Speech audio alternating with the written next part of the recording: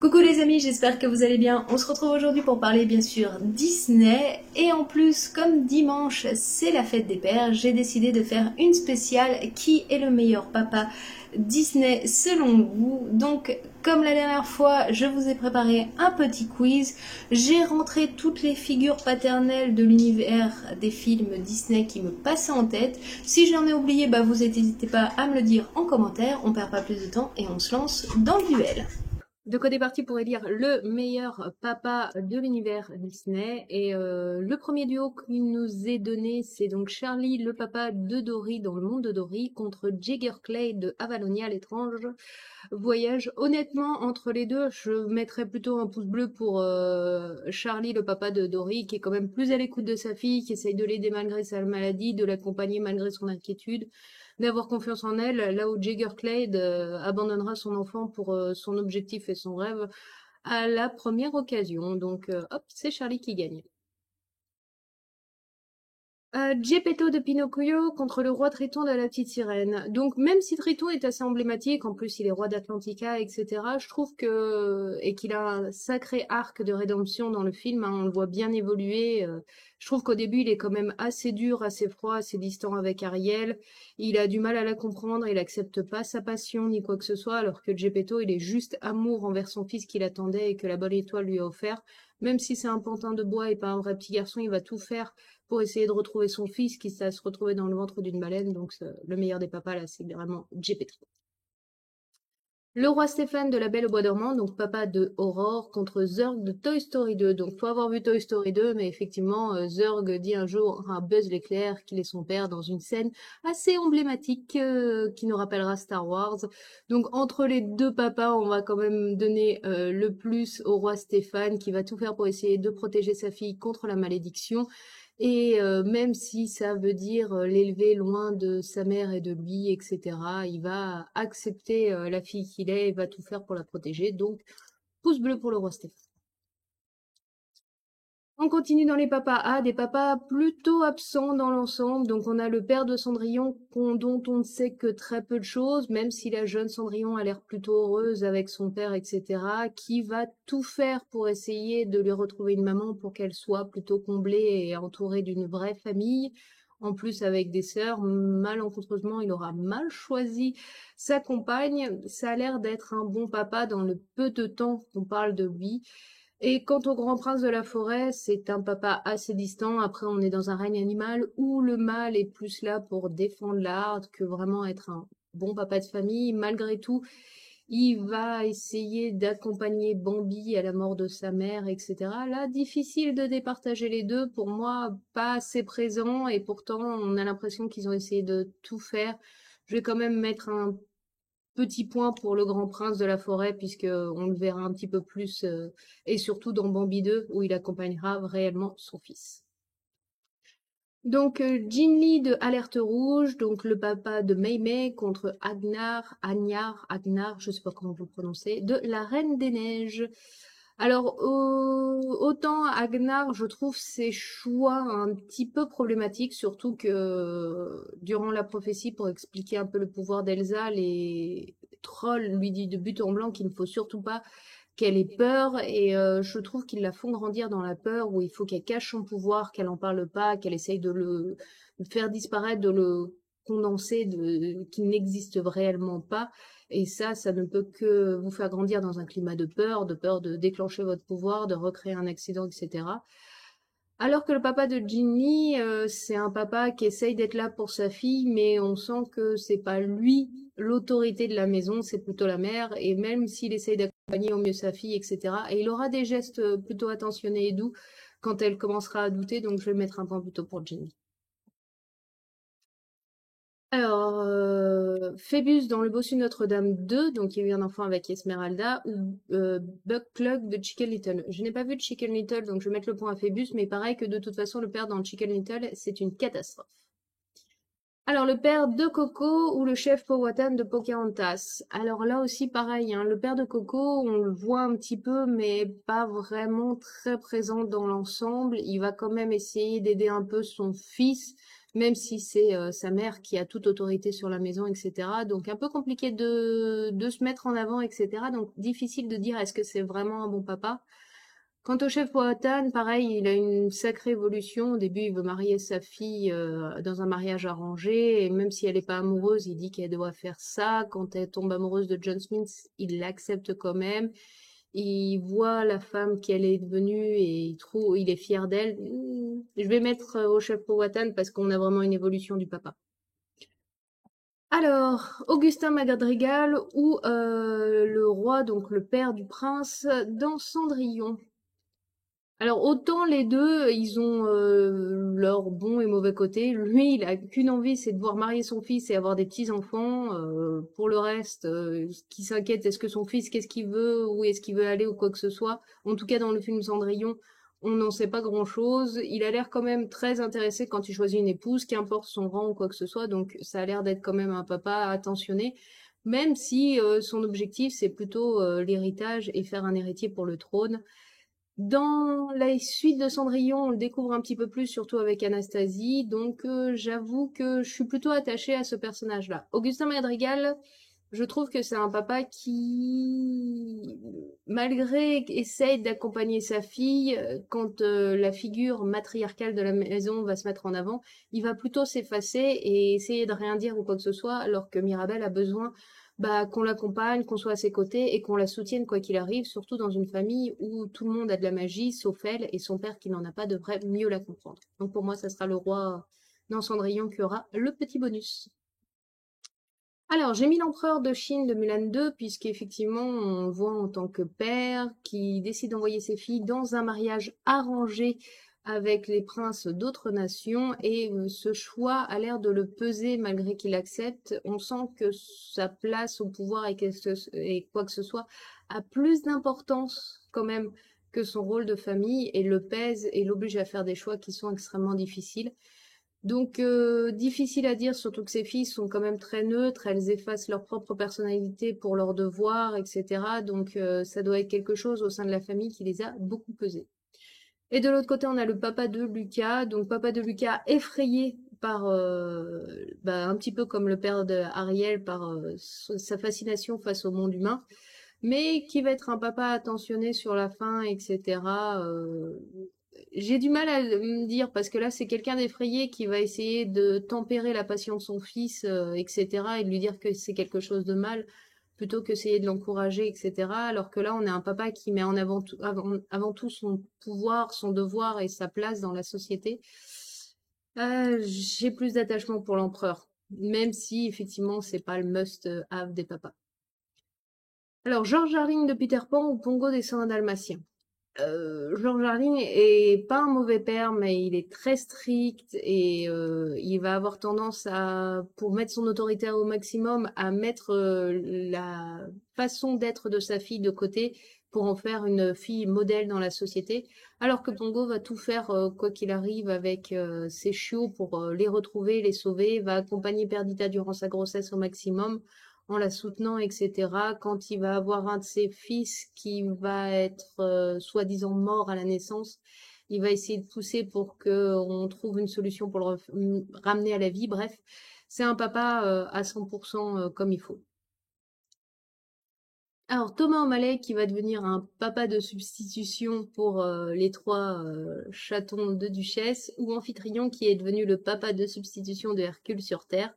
Honnêtement, Amphitryon, j'ai rien à lui reprocher. Je trouve que c'est un papa qui va découvrir un bébé avec une force herculienne, hein, faut le dire, et qui malgré tout, sa différence et le symbole qu'il va représenter, va accepter de l'adopter, de l'éduquer et de lui donner toutes ses chances, va l'accepter tel qu'il est à 100%, même si c'est toujours compliqué au quotidien, etc.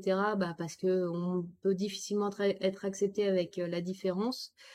Et va même garder la médaille de sa naissance pour lui expliquer qu'il a été adopté et que ça c'est un symbole des dieux et que c'est là-bas qu'il aura peut-être une réponse. Donc lui laisser sa liberté alors qu'il n'est encore qu'un adolescent pour pouvoir mieux se connaître et chercher ses racines. Amphitryon, c'est un papa au top. Oula! Donc Frollo contre Polochon. Frollo, c'est vraiment le papa d'adoption par excellence, horrible.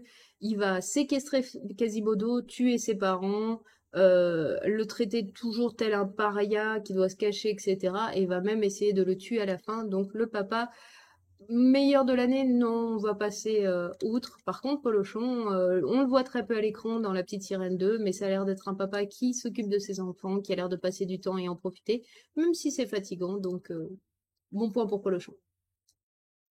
George Banks contre Lord Greystock. Alors difficile aussi de juger les deux papas puisque George Banks, on va le voir durant tout le film de Mary Poppins et il va avoir une sacrée évolution puisqu'au début c'est un papa très strict, posé dans la société. Pour lui son devoir c'est d'aller travailler, de ramener de l'argent et de nourrir sa famille. En contrepartie ses enfants et sa femme doivent se tenir à carreau pour l'honneur de la famille, etc. Alors que Lord Greystock, le peu qu'on le voit, c'est une famille qui s'est échouée avec un bébé, mais il va tout faire pour construire un abri et trouver une solution pour protéger sa femme et son fils. Donc difficile de faire un choix entre les deux.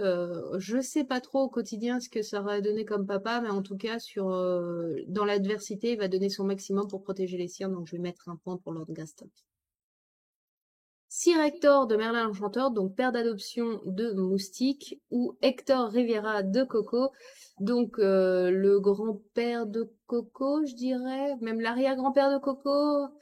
Quand il est papa avec sa fille, on voit qu'il passe du temps pour lui chanter des chansons, passer du temps avec elle, etc. Mais c'est quand même un papa qui aura voulu vivre son rêve de chanteur et qui aura quitté la maison pour aller chanter, etc., et devenir célèbre et autres. Sir Hector, par contre, c'est vraiment juste une ordure avec Moustique, il va le traiter, il va le mettre en esclavage dans son propre foyer, etc. Même s'il traite bien son fils, pour son fils d'adoption, ça aura pas été top top, donc un petit point pour Hector, mais il a des bons et des mauvais côtés. Oula, dur là aussi. On a Dingo d'un côté qui essaye de tout faire pour renouer le lien avec son fils dans Dingo et Max et Dingo et Max 2. Il essaye de le comprendre, etc. Même si au début, il lui impose un petit peu ses choix de vacances qui va un peu faire chier Max. Mais ça, c'est dans un but de renouer, de se comprendre, d'essayer d'avancer. Deux, s'il est pas papa tout le temps, mais le peu qu'il est papa, à titre indicatif, il va toujours accepter les choix de son fils, il va l'accompagner au maximum, il va essayer de lui donner toutes ses chances pour qu'il réussisse ses travaux et puisse redevenir au panthéon des dieux. Honnêtement, même si les deux papas là sont topissimes, je vais mettre un petit point pour Zeus. Coup de cœur. Alors, Chef Tui contre Hiram Flaversham. Alors pareil, Chef Tui, on le voit énormément dans le film, Hiram Flaversham. Donc pour ceux qui ne connaissent pas, il est sorti de Basile Détective Privé, on le voit tout au début du dessin animé. C'est le papa de la petite fille qui va demander à Basile de retrouver son père. C'est un papa qu'on voit très peu, on le voit pour l'anniversaire de sa fille, il est en train de lui confectionner un cadeau de ses propres mains, une jolie petite danseuse, etc. Ça a l'air d'être un papa tout doux et intentionné, il va tout faire pour protéger sa fille lorsqu'il va être enlevé en la cachant dans un endroit particulier, et après il va essayer de tout faire pour survivre, pour retrouver sa fille, et pouvoir continuer de prendre soin d'elle et la protéger, alors que Chef Toui, il a un traumatisme d'enfance qui va l'empêcher de laisser la liberté à sa fille de vivre ses propres rêves et de faire ses propres expériences, qui va être un peu handicapant. C'est un papa en fait extrêmement trop protecteur, qui est motivé par un traumatisme d'enfance. Et le problème, c'est que nous, on en voit un père trop sévère qui essaye de diriger sa fille dans une direction, alors que son rêve, elle, il est tout autre. Donc petit point pour Hiram Flaversham. Félix Madrigal ou Lewis Robinson. Alors, j'ai vu Encanto, j'ai pas vu Bienvenue chez les Robinson. Par contre, le peu que j'en ai entendu parler, ça a l'air d'être un très bon papa, Lewis Robinson. Donc, et Félix Madrigal, j'ai un peu du mal avec ce personnage-là. Il a l'air d'être tout en humour, mais je sais pas, il y a un truc qui manque pour moi, même si ça reste un bon papa. Pacha ou Django? Alors, honnêtement, entre les deux, ça sera Pacha, parce que le peu qu'on voit Pacha avec sa famille, il est toujours très attentionné, il essaye de prendre soin d'eux, il essaye de tout faire pour protéger son village et sa maison. Bref, c'est un papa investi à 200% dans sa famille, alors que Django, bien qu'il gère l'entièreté de sa harde, je sais pas, meute de rats, il a du mal avec son fils qui est différent. Quand il y voit un avantage, il va plutôt l'utiliser pour tout le monde plutôt que mettre en avant son fils et ce qu'il rêve, etc. Quand enfin son fils va avoir réalisé ses rêves, il va encore le piétiner en lui montrant la pire chose que puissent faire les humains. Bref, même s'il va tout faire un moment pour l'aider, Pacha a quand même de plus gros avantages, je trouve. Le sultan, donc le père de Jasmine, ou Simba? Simba, pareil, il aura ses hauts et ses bas, etc. Le sultan aussi. Alors, je pense que les deux papas sont quand même très ressemblants dans l'ensemble, c'est-à-dire qu'ils ont une idée fixe sur les choses et leur fille va leur faire changer d'avis sur la réalité des choses, etc. Là, ça sera plutôt un coup de cœur pour Simba, mais plus pour le personnage en lui-même et en général que pour réellement l'ensemble. Alors, là, j'ai mis Rama du livre de la jungle. Je suis pas sûre que ça soit ce loup-là qui adopte Mowgli. Il faudra me le certifier dans les commentaires si vous le savez. En tout cas, c'est censé être le loup qui adopte Mowgli. À savoir que ce loup-là va tout faire, va au début refuser que Mowgli quitte la meute de loups. Même s'il est en danger avec Shere Khan, etc., on va finir par lui dire qu'il n'y a pas le choix, il doit quitter la meute déjà pour protéger les siens et puis pour protéger Mowgli en lui-même. Et donc, il va accepter de laisser partir son fils adoptif pour sa propre protection, plutôt que vraiment, lui, il aurait été prêt à se mettre en danger, etc., pour le protéger quoi qu'il arrive. Mais là, la meilleure solution a été de le laisser partir. Donc, c'est une famille adoptive très attentionnée et je pense que Mowgli a évolué dans une bonne famille en tant qu'animal sauvage. Bernie Humaine, c'est un bon papa, mais pareil, il va lui falloir pas mal de temps. Il est focus sur sa réussite, sur sa boutique. Résultat, il va mettre une pression sur sa fille qui va voir naître des ambitions qui ne sont pas réellement les siennes, mais comme il y a tout ce poids, tous ces sacrifices qu'il a vécu, qu'elle récupère un petit peu en retrait, bah, elle va longtemps hésiter à devenir elle-même pour être le symbole parfait de la fille qui attend son père. Et ça, lui, il a du mal à le voir, combien il pèse sur elle, mais au bout d'un moment, ça va finir par arriver, etc. Donc, bel arc de rédemption. J'aime beaucoup Élémentaire au passage. Je sais qu'il est beaucoup critiqué, mais je trouve l'histoire très mignonne et je trouve le film très très intéressant. Mais je vais partir sur le père dans le livre de la jungle. Alors, le roi Hubert de La Belle au Bois dormant, donc qui n'a qu'un but, c'est de marier son fils à la princesse Aurore. Quand celui-ci va trouver une épouse et va dire que c'est une paysanne, il va lui dire: oh non, non, non, tu es marié à la princesse Aurore, tu n'as pas le choix, tu épouseras la femme que je t'ai choisie, et c'est ainsi. Alors que Maurice, eh ben, c'est un bon papa qui a éduqué sa fille dans la connaissance, la culture, etc. Belle Célire est une jeune fille quand même plutôt épanouie. Elle est isolée, mais plutôt parce qu'elle est différente de cette société qui n'est que focus sur une femme où ça doit rester au foyer. Ça ne doit pas s'intéresser à la politique, la culture et autres. Bref, même si Belle est une rêveuse et qu'elle va finir par trouver son bonheur, Maurice est un bon papa. Il essaye de tout faire pour protéger sa fille. Dans la réalité, il se fait prisonnier parce qu'il veut lui ramener une rose absolument parce qu'il veut lui faire un cadeau. Donc, honnêtement, Maurice, très bon papa dans l'ensemble. Alors, Monsieur Anderson de Vice Versa ou Pedro Madrigal de Encanto. Alors, je vais tout mettre sur Pedro parce que pour moi, Pedro, on le voit très peu à l'écran, mais ça a l'air d'être une personne aimante envers sa femme magnifique. Il aurait été un super papa pour ses triplés si il en avait laissé le temps. Il a préféré tout faire pour essayer de protéger sa famille, quitte à se sacrifier, ce qui va donner le don de magie aux siens. Mais en tout cas, Pedro Madrigal, pour le peu qu'on le voit à l'écran, c'est un super papa. Alors, Cassim de Aladdin, le roi des voleurs, ça c'est le papa d'Aladin, contre Kashekim Nedak de l'Atlantide, donc ça c'est le papa de Kida.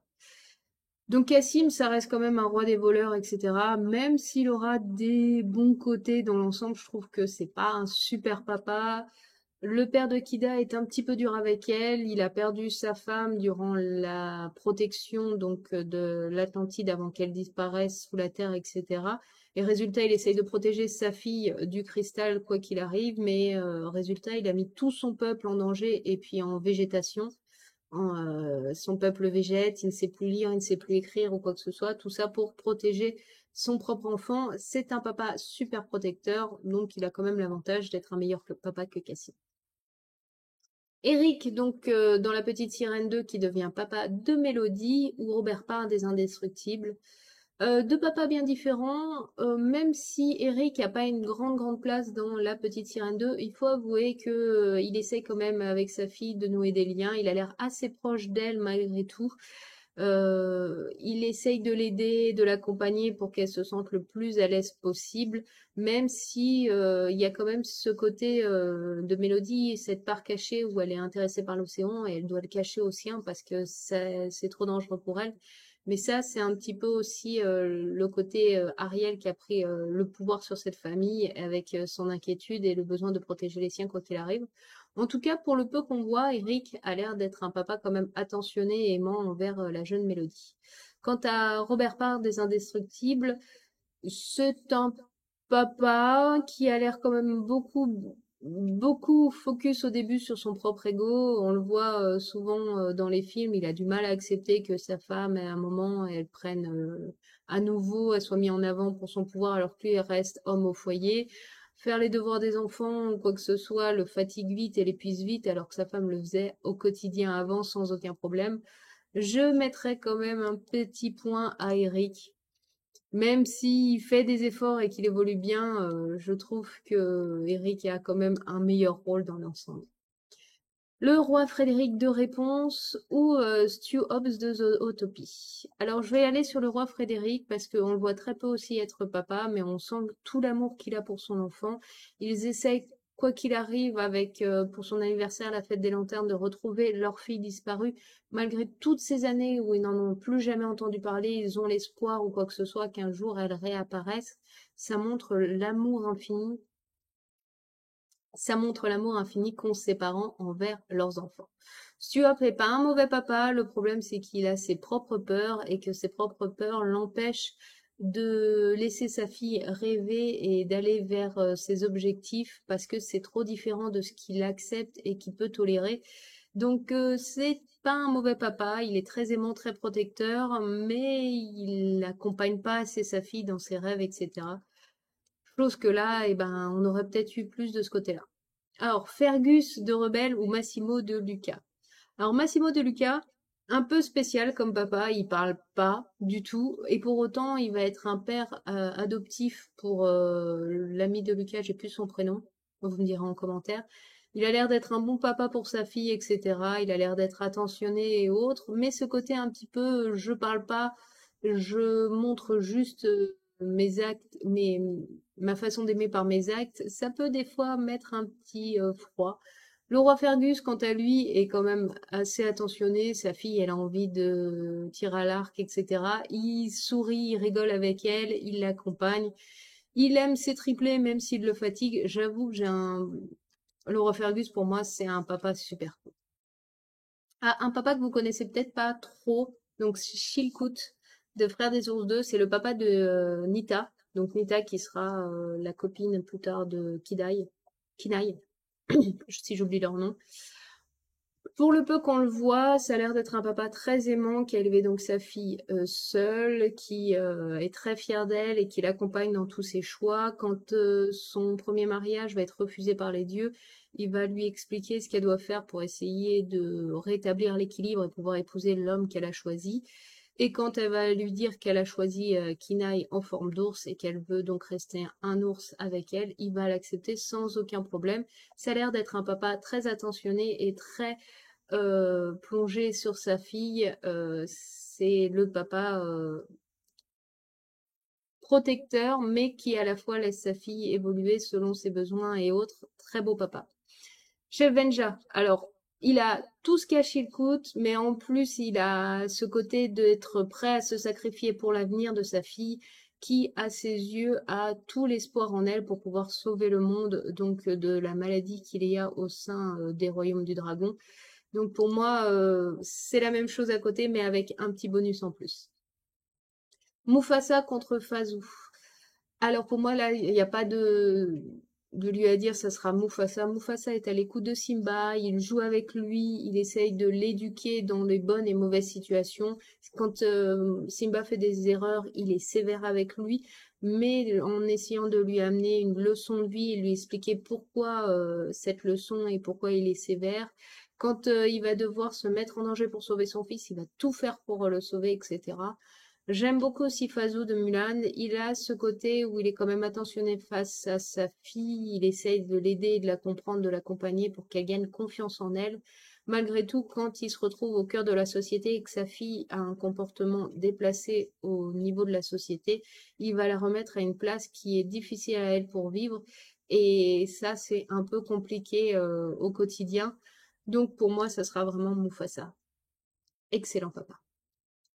Donc Clochard de La Belle et le Clochard 2 contre Crush du Monde de Nemo. Alors Crush du Monde de Nemo, c'est le papa très cool, qui est dans l'idée de laisser les enfants faire des expériences, mais des fois il est un petit peu trop extrême et je trouve qu'il lui manque un petit peu un côté protecteur. Peut-être qu'il y a trop marin dans Nemo, faudrait la fusion des deux pour faire un papa parfait, mais en tout cas Crush peut-être trop cool. Quant au Clochard dans La Belle et le Clochard 2, Scamp est un enfant qui est très proche de ce qu'était son père, qui est attiré par la rue, qui a besoin de la liberté, la maison, tout ça, c'est trop strict pour lui. Et en fait, il va essayer un petit peu de brider ce côté-là, un petit peu trop libre de son fils, qui est un petit peu dommage. Donc entre les deux, je préférais quand même avoir Crush comme papa. Donc Docteur Griffiths de Clochette et l'expédition féerique, donc c'est le père de la jeune fille qui va trouver les fées, etc.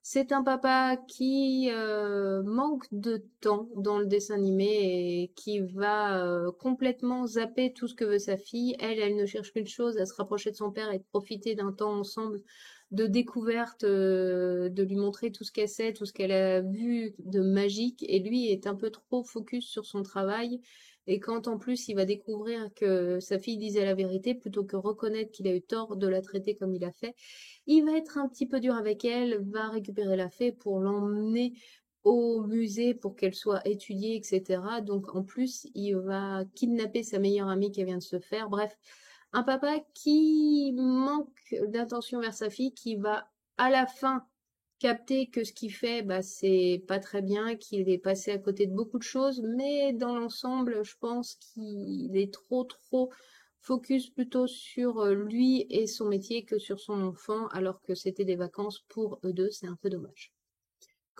Tant qu'à Saoirse Clade, bah, c'est un bon papa dans l'ensemble. Il est devenu l'extrême différence de son père. Il met toute son attention sur son fils en essayant de lui construire un avenir où ils seront tous ensemble, etc. Mais là, il met tellement toute cette attention sur son fils qu'il ne fait pas attention réellement à ce que veut son fils et qui lui met un poids qui l'empêche réellement de vivre ses propres passions poids qui va se soulever au bout d'un moment parce que quand il va falloir qu'ils discutent et qu'ils vont accepter de s'ouvrir l'un à l'autre, il va comprendre que il a été un peu trop surprotecteur, un peu trop surprésent et que en fait son fils a certains rêves qui sont loin d'être celui qu'il attendait, mais qu'il accepte très bien qu'il puisse les vivre sans aucun problème. Donc c'est Shortcut, petit bonus à James de La Princesse et la Grenouille contre Archimède, Q-Porter de Tarzan. Ça, c'est deux super papas, hein, l'un comme l'autre, parce que je trouve que le père de Jane, il écoute sa fille, etc. Il la comprend. Quand à la fin, elle décide de retourner en Angleterre avec lui, il lui dit d'écouter son cœur et plutôt de rejoindre Tarzan. Puis il se dit que autant sa fille, c'est la seule personne qui lui reste, donc autant vivre avec sa famille dans la jungle. Il accepte tout ce qu'elle veut, tout ce qu'elle fait, il essaye de l'accompagner au maximum, de ne pas lui imposer ses choix, mais plutôt d'être à ses côtés quoi qu'il arrive. Quant à James, pour le peu qu'on voit, je vais rajouter par rapport au papa de Jane dans Tarzan qu'il a le côté sacrifice aussi, il passe des journées de dingue, etc. Il essaye d'inculquer des bonnes notions à sa fille, comme quoi il faut rêver, mais il faut avoir quand même un peu les pieds sur terre. Il va cumuler les boulots, la fatigue, mais pourtant ça va jamais lui prendre les nerfs. S'il y a des soucis ou des trucs comme ça, il va prendre sur lui. Bref, c'est un vrai papa super. Dommage qu'on le perde un petit peu trop tôt dans La Princesse et la Grenouille. Ah, deux papas peut-être méconnus de l'univers Disney, on termine par eux. Donc d'un côté on a Yar de Dinosaure. Donc Yar c'est un peu le père adoptif de Aladar. Il s'occupe aussi en général de toute la horde de lémuriens qui vivent sur son île, etc. Il essaye de les éduquer, de leur apprendre, etc. Il éduque vraiment Aladar comme son propre enfant, sauf que c'est un enfant qui est un peu différent et que des fois il aura toujours les mots et il essayera de les accompagner, même si c'est un peu un ancien et qui a sa peur prendra des fois le dessus dans l'ensemble. C'est un très bon papa du début jusqu'à la fin du film. Lui, on le voit tout le long du film. Quant à Henri, le voyage d'Arlo, c'est un papa qui va se sacrifier pour sauver son fils, un papa très attentionné et très doux, qui va essayer de dire à son fils de croire en ses rêves et d'avoir confiance en lui pour avancer dans la vie. Le côté sacrifice lui donne le petit bonus en plus. Allez, on repart. Donc là, on va passer plus rapidement puisque je vous ai donné les plus et les moins. Maurice est un meilleur papa pour moi que Charlie parce que il donne toute sa confiance à sa fille. Le roi est un meilleur papa quand même que le grand prince. Chef Benja. Comme je vous ai dit, tous les bonus plus le sacrifice, c'est énorme. Chef Powhatan ou Lord Greystock, je préfère Lord Greystock, mais on le voit assez peu à l'écran pour être sûr de ce choix-là. Alors là, ça sera Ginny, parce que Hector, comme je vous ai dit, il a quand même quitté sa famille pour son rêve, donc c'est un peu spécial. Oh, Simba contre Fergus. Ah, je suis désolée là. Mais Fergus, il a un côté papa vraiment que je kiffe à fond. La Gepetto. Gepetto plus investi, je trouve. Alors là, difficile, mais ça sera donc le père adoptif de Mowgli. Hmm. Deux papas, et alors, il y a un papa qui s'est sacrifié. Mais je vais mettre plutôt Amphitryon parce qu'il a tout accepté chez son fils adoptif et l'a accepté tel que le sien. Tous les deux sont sortis de... Je vais mettre Eric quand même. Serge Clade est quand même un petit peu plus que... On le voit un petit peu plus et il y a cet arc de rédemption. Pongo, meilleur papa. Alors lui, je vais le sacrifier juste parce que je le connais pas.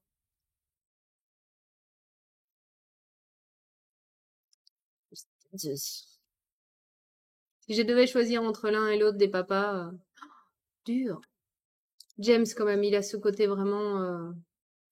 c'est un papa du quotidien et pourtant il a tout fait pour se donner à fond pour son enfant, etc. Euh, Mufasa ou Mufasa. Vraiment, pour moi, Mufasa, c'est must papa. Zeus. On va beaucoup plus vite maintenant. Fergus. Je suis trop fan de Fergus. Maurice. Ils ont la même bouille, mais c'est Maurice qui l'emporte quand même. Benja. Parce que comme je vous l'ai dit, Ginny, il est un petit peu trop effacé dans sa famille.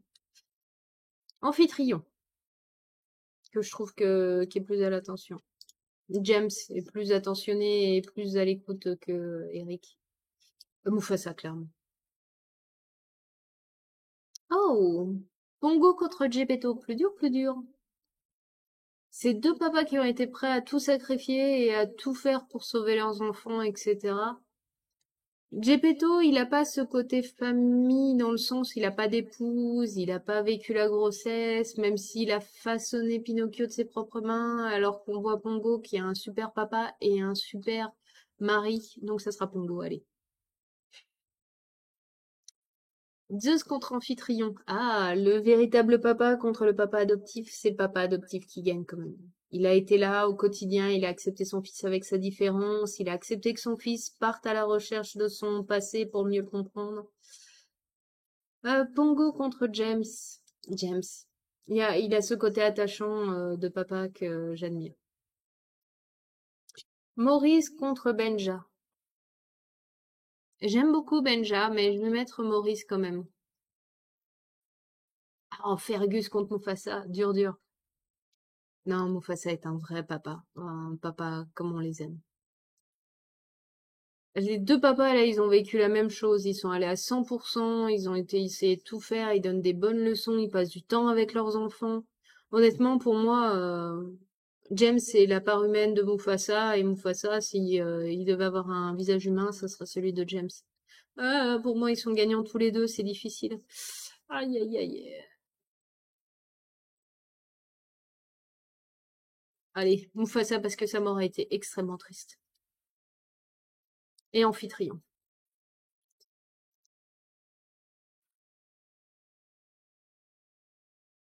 On pourrait mettre Mufasa pour ce côté vraiment sacrifice, etc. que Je vais mettre Mufasa.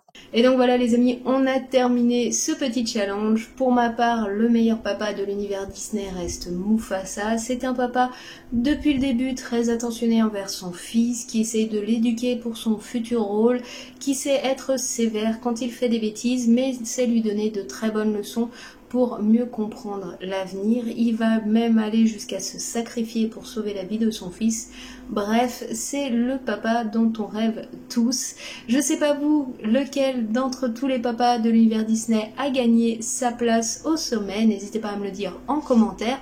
Si j'en ai oublié dans la liste, vous me le rajoutez.